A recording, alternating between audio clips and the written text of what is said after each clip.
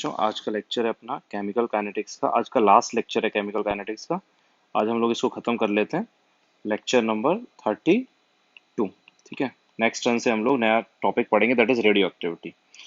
ठीक है बेटा, चलो कुछ क्वेश्चंस मैं करने हैं मेरे को आज। तो मैं पहला क्वेश्चन करा रहा हूँ तुमको। फर्स्ट क्वेश्चन है, in the given sequence of first order reaction A से बी से सी से डी। मैं रिएक्शन गिवन है, एक सिक्वेंशियल रिएक्शन है, वो मैं लिख लेता हूँ। ए से बन रहा है बी से बन रहा है सी, और सी से बन रहा है डी। ये कोई रिएक्शन है फर्स्ट ऑर्डर की। फर्स्ट, और इसका ए से बी का रेट कांस्टेंट K1 है, बी इसका K2 है, और इसका K3 है। ठीक है, पूछा क्या है, we have to calculate the ratio of the number of atoms of A to the number of atoms of B after a long time interval where K1 is given and K2 is also given. ठीक है, K1 कितना दे रखा है बेटा? K1 given है ln2 divided by 20 into 60, that is ln2 divided by 1200। ठीक है बेटा, और K2 गिवन है ln2 बाय 30। K1 भी दिया हुआ है, K2 भी दिया हुआ है। K1 है ln2 बाय 1200 और ये K2 है ln2 बाय 30। ठीक है, यहाँ दोनों को देख के बड़ा बड़े आसानी से पता लग रहा है कि जो K2 है वो K1 से बहुत ही ज्यादा है। यहाँ पर इन डाटा को देख के मेरे को पता लग रहा है कि जो K2 है उसकी वैल्यू K1 से ज्यादा है, बहुत ज्यादा है। कितने टाइम से? अराउंड 40 टाइम्स है। कितने टाइम से बेटा? 40 टाइम्स है। ठीक है, तो इस बात का हम लोग यूज कर लेंगे अगर कहीं काम आने वाला है तो। ठीक है, कि K2 K1 से बहुत ज्यादा है। अब ये बताओ, K2 K1 से अगर बहुत ज्यादा है, इसका सिग्निफिकेंस क्या है? कि अगर K2 K1 से ज्यादा होगा तो मतलब क्या होगा? इसका मतलब क्या हुआ कि जैसे ही A से B बनेगा, B एकदम से खत्म होके क्या बना लेगा? C बना लेगा। जैसे ही A से B बना, B एकदम से खत्म हो जाएगा और क्या बन जाएगा? C बन जाएगा। क्यों? क्योंकि B से C के बनने का रेट कांस्टेंट बहुत ज्यादा है। तो जैसे ही बी बना, खत्म होके सी बना दिया। ठीक है, सी आगे जा रहा है नहीं जा रहा है, उससे उस बी के कॉन्सेंट्रेशन पे कोई फर्क पड़ने ही नहीं वाला, क्योंकि बी तो घटता जा रहा है सी में। अब सी आगे जा रहा है या नहीं जा रहा है, उससे बी की कंसंट्रेशन पे कोई इफेक्ट नहीं आएगा। ठीक है, याद हो तो मैंने एक ग्राफ बनाया था कॉन्सेंट्रेशन वर्सेस टाइम का। जब K2 K1 से बहुत ज्यादा था, तो ग्राफ जो कॉन्सेंट्रेशन ऑफ बी का मैंने बनाया होगा वो इस तरीके से बनाया होगा। कॉन्सेंट्रेशन ऑफ बी का ग्राफ इसी तरीके का बना होगा, याद है? कॉन्सेंट्रेशन और टाइम का जो ग्राफ हमने बनाया था वो यही बनाया था।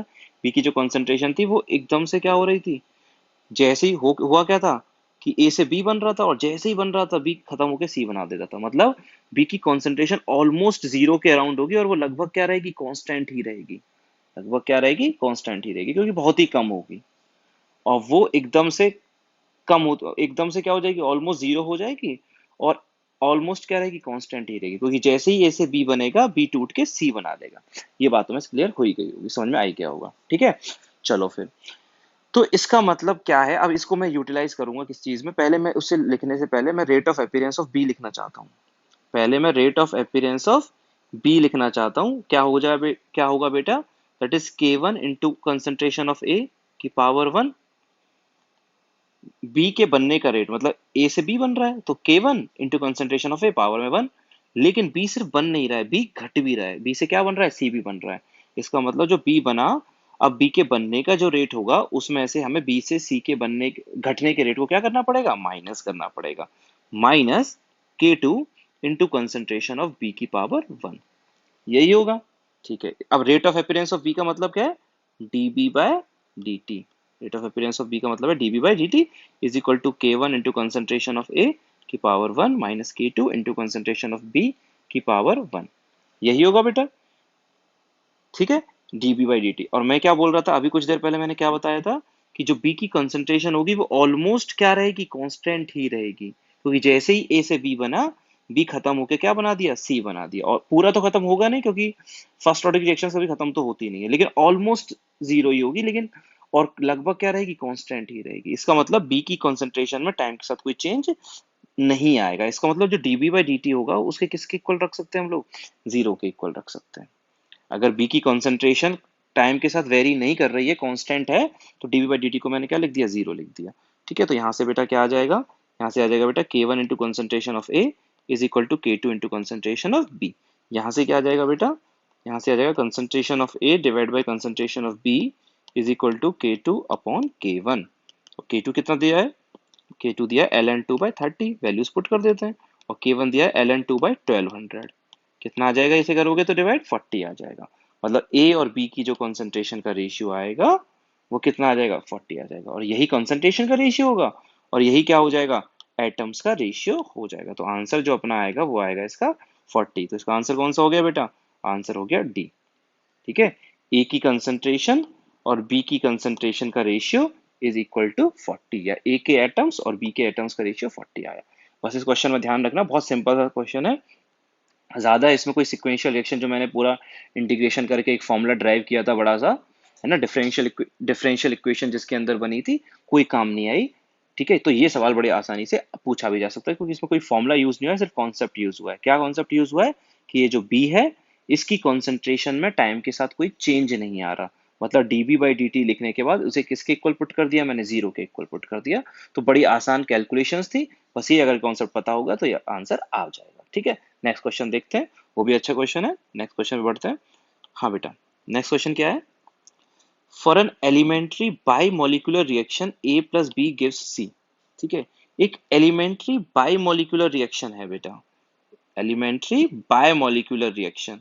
ठीक है, अब एलिमेंट्री रिएक्शन हमने पढ़ी ली है। एलिमेंट्री रिएक्शंस क्या होती हैं, ऐसी रिएक्शंस जो एक ही स्टेप में होती हैं। और ऐसी रिएक्शंस की क्या खास बात होती है, ऐसी रिएक्शंस की खास बात ये होती है कि इन रिएक्शंस के लिए ऑर्डर बड़ी आसानी से हम इनके कॉफिशिएंट को देख के लिख सकते हैं। तो मैंने इस रिएक्शन का जो रेट है वो लिख दिया, रेट इज इक्वल टू, क्या लिख दिया बेटे मैंने, रेट इज इक्वल टू के इंटू कंसेंट्रेशन ऑफ ए की पावर 1 कंसेंट्रेशन ऑफ बी की पावर 1। क्यों, क्योंकि ए का जो ऑर्डर है, ए के रेस्पेक्ट में जो ऑर्डर है वो 1 है, बी के रेस्पेक्ट में जो ऑर्डर है वो 1 है। क्यों है, क्योंकि कॉफिशिएंट 1 है और कॉफिशिएंट भी 1 है और रिएक्शन कैसी दे रखी है, एलिमेंट्री दे रखी है। ठीक है, तो ये मैंने लिख के छोड़ दिया, ए के रेस्पेक्ट में फर्स्ट ऑर्डर, बी के रेस्पेक्ट में फर्स्ट ऑर्डर, इसको मतलब ओवरऑल ऑर्डर रिएक्शन का कितना है, सेकेंड ऑर्डर की रिएक्शन है, reaction is of second order. ठीक है, चलो और क्या क्या डाटा गिवन है, और बेटा डाटा गिवन है एक्टिवेशन एनर्जी दे रखी है 20 किलो कैलोरीज। मैं सारा डाटा पहले लिख लेता हूँ कि भाई इसने दिया, ये देना क्या क्या चाह रहा है मुझको। ये देना चाह रहा है एक्टिवेशन एनर्जी, कितनी दे रखी है इसने, 20 किलो कैलोरीज। ठीक है, एक्टिवेशन एनर्जी दे रखी है 20 किलो कैलोरीज। इस और एक टर्म बेटा ये लिखा हुआ है specific rate of reaction. Specific rate of reaction का मतलब पता है ना बेटा, रेट कांस्टेंट। तो रेट कांस्टेंट कितना दे रखा है, रेट कांस्टेंट दे रखा है 4.2 into 10⁻³ 4.2 into 10⁻³ molarity inverse second inverse. और ये कितने टेम्परेचर पर दिया है, 500 केल्विन पर दिया हुआ है। ठीक है, अभी तो मैंने सारा डाटा मैं नोट डाउन कर रहा हूँ सिर्फ। ठीक है, इस याद रखना, किसी को अगर बच्चे को याद नहीं हो तो स्पेसिफिक रेट ऑफ रिएक्शन का मतलब होता है रेट कांस्टेंट। रेट कांस्टेंट का ही दूसरा नाम होता है, मैंने लिखाया हुआ है नोट्स में, स्पेसिफिक रेट ऑफ रिएक्शन, जो कितना गिवन है 4.2 इंटू 10⁻³ ठीक है, molarity inverse second inverse at 500 kelvin. ठीक, ये दिया हुआ है। और क्या गिवन है बेटा, और एक चीज और दी हुई है, एल एन 2.1 इंटू 10⁻⁻⁹ की वैल्यू गिवन है -20। एक एल एन की वैल्यू दे रखी है, L N 2.1 into 10⁻⁹ is equal to -20। तो अगर यू, ठीक है, अब we have to find out which of the following statements are correct. ठीक है, तो एक एक स्टेटमेंट हम पढ़ते जाएंगे और हमें देखना होगा कि कौन सा स्टेटमेंट करेक्ट है। पहला वाला बेटा, फर्स्ट क्वेश्चन क्या कहता है, फर्स्ट क्वेश्चन कह रहा है बेटा, हाँ जी, फर्स्ट क्वेश्चन क्या कह रहा है, percentage of activated molecules at 500 kelvin is. मेरे को क्या निकालने हैं, परसेंटेज ऑफ एक्टिवेटेड मॉलिक्यूल्स। और याद होगा एक्टिवेटेड मॉलिक्यूल्स का फ्रैक्शन कितना आता है, सबको पता है ना, फ्रैक्शन ऑफ एक्टिवेटेड मॉलिक्यूल्स जो होते हैं वो होते हैं बेटा, कितना लिखाया मैंने, हाँ, ई की पावर -EA/RT, सबको पता है ना, ये ई की पावर -EA/RT किसके इक्वल होता है, फ्रैक्शन ऑफ एक्टिवेटेड मॉलिक्यूल्स के इक्वल। तो कितना हो जाएगा बेटा, वैल्यूज पुट करनी पड़ेंगी। ई कितना दे रखा है 20 किलो कैलोरीज, तो 20 इंटू 10⁻³ कैलोरीज में बदल दिया मैंने, अपॉन आर की वैल्यू कैलोरीज में 2 होती है। और टेम्परेचर कितना दे रखा है, किस टेम्परेचर की बात कर रहा है ये बेटा, टेम्परेचर की बात कर रहा है 500 केल्विन पर, तो टेम्परेचर रख दूंगा 500। ठीक है, तो ये कितना आ जाएगा बेटा, ई की पावर -20 आ जाएगा, कितना आ जाएगा, ई की पावर -20। ठीक है बेटा, ये फ्रैक्शन ऑफ एक्टिवेटेड मॉलिक्यूल्स आ गया, फ्रैक्शन ऑफ एक्टिवेटेड मॉलिक्यूल्स। ठीक है, कोई दिक्कत तो नहीं है, नहीं। और अगर फ्रैक्शन अगर आ गया तो e की पावर -20 तुम्हें दिख रहा है, e की पावर -20 किसके इक्वल होगा? e की पावर -20 होगा बेटा 2.1 इंटू 10 की पावर -9 के इक्वल। कहाँ से पता लगा ये? थोड़ी मैथ सी लगाई है मैंने, मेरे को ये गिवन था, ये दिखा है ना, ln 2.1 इंटू 10 की पावर -9 किसके इक्वल है? -20 के इक्वल। इसका मतलब क्या हुआ कि e की पावर -20, इसका मतलब क्या हुआ? e की पावर -20 इज 2.1, e की power -20 is equal to 2.1 into 10 की पावर -9। तो बेटा ये तो निकल गया फ्रैक्शन, और लेकिन हमें फ्रैक्शन पूछा है परसेंट पूछा है? परसेंटेज पूछा है, ठीक है। तो therefore percentage of molecules, activated molecules is equal to कितना भाई? वो आ जाएगा 2.1 इंटू 10 की पावर -7%। कैसे बेटा? जो फ्रैक्शन अगर आ गया तो फ्रैक्शन में मैंने 100 से क्या कर दिया? मल्टीप्लाई कर दिया, परसेंटेज आ गया।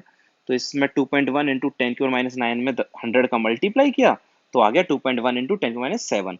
क्या पहला स्टेटमेंट करेक्ट है? हाँ, तो पहला स्टेटमेंट अपना करेक्ट हो गया, ठीक है। अब आते हैं हम लोग स्टेटमेंट बी पर। स्टेटमेंट बी पर आ जाते हैं। तो स्टेटमेंट बी क्या कह रहा है? हाँ बेटा, स्टेटमेंट बी पर आते हैं। पहला तो करेक्ट हो गया। बी क्या कह रहा है?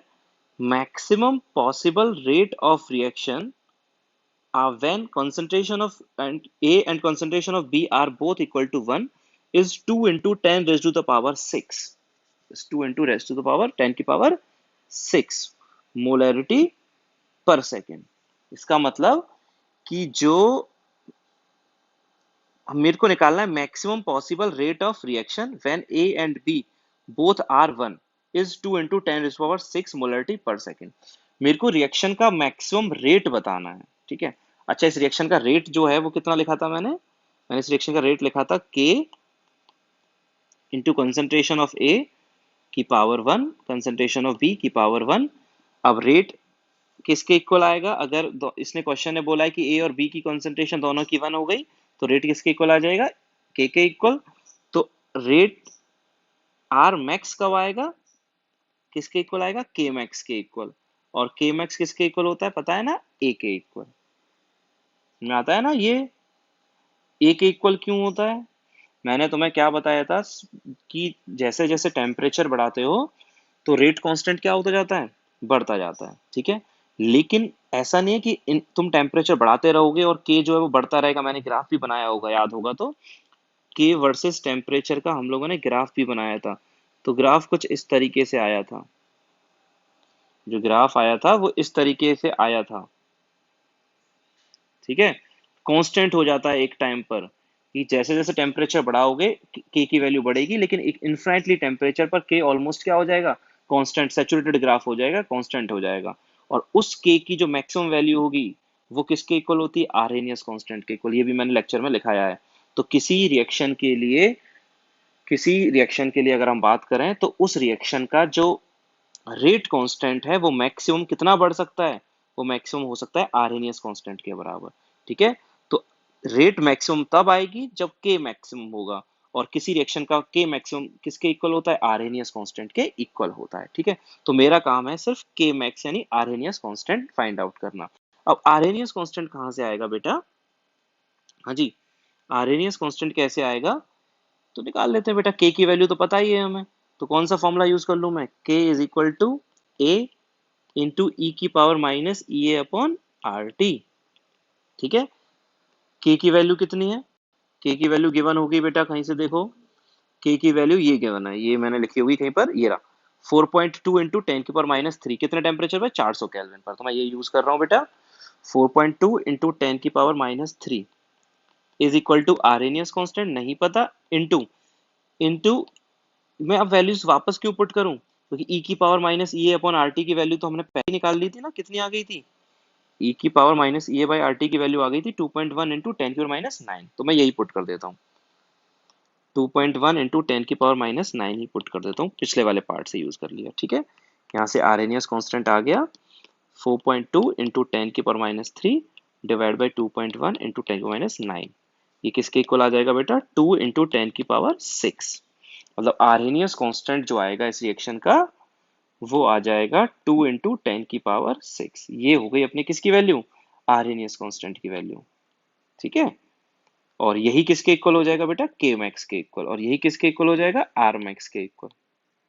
ठीक है, इसका मतलब जो ये रिएक्शन हमें गिवन थी, जो रिएक्शन हमें गिवन थी उसका मैक्सिमम रेट हो सकता है 2 × 10⁻⁶, जब दोनों की कंसंट्रेशन क्या रख दी जाए, जब दोनों की कंसंट्रेशन 1 रख दी जाए। ठीक है, तो क्या बी स्टेटमेंट करेक्ट है, चेक करो, क्या बोला है इसने, 2 × 10⁻⁶ बोला है। ठीक है, तो दूसरा स्टेटमेंट भी करेक्ट हो गया, therefore B is also correct, B is also correct. A भी करेक्ट हो गया था, बी भी करेक्ट हो गया। ठीक है, अब हम लोग बात करेंगे सी स्टेटमेंट की। अब हम लोग बात कर लेते हैं सी स्टेटमेंट की। सी स्टेटमेंट क्या कह रहा है बेटा, हाँ जी, सी स्टेटमेंट कह रहा है percentage of activated molecules at 300 kelvin is 2 × 10⁻⁶। 300 kelvin पर एक्टिवेटेड मॉलिक्यूल्स होंगे 2 × 10⁻⁶, 2 × 10⁻⁶। परसेंटेज ऑफ एक्टिवेटेड मॉलिक्यूल्स मैंने निकाले भी थे ना पहले वाले ए वाले पार्ट में। ठीक है, कैसे निकालते हैं, e⁻⁻⁻⁻। अब चाहो तो तुम ये दे रखा है टेम्परेचर, तुम्हें क्या क्या पता है, ये पता है, टी पता है, आर पता है। ठीक है, चाहो तो तुम निकाल लो, लेकिन निकालने की जरूरत भी नहीं है, ये जो ऑप्शन दिया हुआ है वो देख के ही पता लग जाएगा। कैसे पता लग जाएगा, तुम खुद देखो, 500 केल्विन पर, 500 केल्विन पर जो एक्टिवेटेड मॉलिक्यूल्स आए थे वो आए थे 2.1 × 10⁻⁹। 500 केल्विन पर नंबर ऑफ एक्टिवेटेड मॉलिक्यूल्स थे 2.1 × 10⁻⁹, ये 500 केल्विन पर थे। ठीक है, और 300 केल्विन पर ये कितना कह रहा है, 10⁻⁶ बोल रहा है। इसका मतलब टेम्परेचर इसने घटाया और एक्टिवेटेड मॉलिक्यूल्स बढ़ा दिए, लेकिन ये तो गलत हो गया ना।